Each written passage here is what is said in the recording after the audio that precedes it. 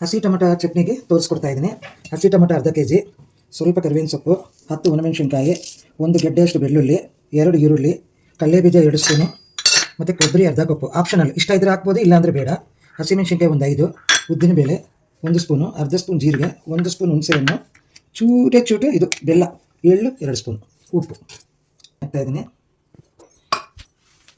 ಉದ್ದಿನಬೇಳೆ ಹಾಕ್ತಾಯಿದ್ದೀನಿ, ಕೆಂಪು ಹುರ್ಕೋಬೇಕು. ಮತ್ತು ಇದಕ್ಕೆ ಜೀರಿಗೆ, ಕಡಲೆಬೀಜ ಮೊದಲೇ ಹುರಿದಿರ್ತಿದ್ದೀನಿ 2 ಕಪ್ಪು, ಇದು 1 ಸ್ಪೂನು, ಕರಿಬೇವಿನ ಸೊಪ್ಪು, ಇಷ್ಟೆಲ್ಲ ಮಿಕ್ಸಿಗೆ ಪೌಡರ್ ಮಾಡೋದಿದೆ.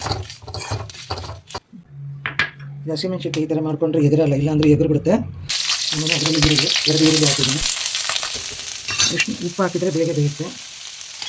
ಇದರಲ್ಲೇ ಟೊಮಟೊ ಹಾಕ್ತಾಯಿದ್ದೀನಿ. ಹಸಿ ಟೊಮಟೊ ಅರ್ಧ ಕೆಜಿ ಇದೆ.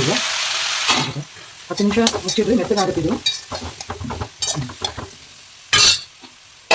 ನೋಡಿ. 10 ನಿಮಿಷ ಆಯಿತು. ಇದಕ್ಕೊಂಚೂರು ಅರಿಶಿನ ಹಾಕಿದ್ದೀನಿ, ಹುಣಸೆಹಣ್ಣು, 1 ಕೊಬ್ಬರಿ, ಚುಟ್ಟು ಬೆಲ್ಲ, ಇಷ್ಟ ಇದ್ರೆ ಹಾಕ್ಕೊಬೋದು, ಇಲ್ಲಾಂದರೆ ಇಲ್ಲ.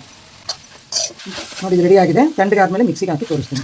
ಇದು ಮಿಕ್ಸಿ ಪೌಡರ್ ಮಾಡಿಕೊಂಡು ಅದರೊಳಗೆ ಟೊಮಟೊ ಎಲ್ಲ ಹಾಕ್ಬಿಟ್ಟು ಒಂದು ಸತಿ ರುಬ್ಬಿ ಆಮೇಲೆ ಒಗ್ಗರಣೆ ಕೊಡೋದು. ಇದೆರಡು ತಣ್ಣಗಾಗಬೇಕು. ಓಕೆ, ಕೂಲಾಗಿದೆ, ಹಾಕ್ತಾಯಿದ್ದೀನಿ.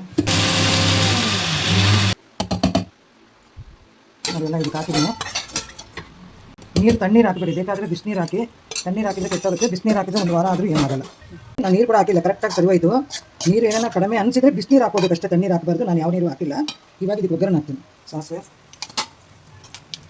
ಮತ್ತು ಉದ್ದಿನಬೇಳೆ, 2 ಒಣಮೆಣಸಿನ್ಕಾಯಿ, ಒಂಚೂರು ಹಿಂಡು, ಆಯ್ತು. ಸಾಸಿವೆ, ಉದ್ದಿನಬೇಳೆ ಮತ್ತು ಒಂಚೂರು 2 ಒಣಮೆಣಸಿನ್ಕಾಯಿ, ಹಿಂಗು ಹಾಕಿದ್ದೀನಿ. ಇವಾಗ ಕರಿಬೇವಿನ ಸೊಪ್ಪು ಹಾಕ್ತೀನಿ. ಕರಿಬೇವಿನ ಸೊಪ್ಪು ಇಷ್ಟ ಇದ್ದರೆ ಇದರಲ್ಲಿ ಕೂಡ 2 ಬೆಳ್ಳುಳ್ಳಿ ಹಾಕ್ಕೊಬೋದು ಮೇಲ್ಗಡೆ. ನಾನು ಅದರಲ್ಲಿ ಹಾಕಿದ್ದೀನಿ ಅಂತ ಇದಕ್ಕೆ ಹಾಕಿಲ್ಲ ಅಷ್ಟೇ.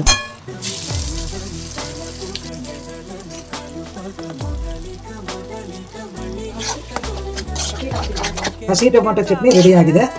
ನೀವು ಮಾಡಿ, ಲೈಕ್ ಮಾಡಿ, ಸಬ್ಸ್ಕ್ರೈಬ್ ಆಗಿ.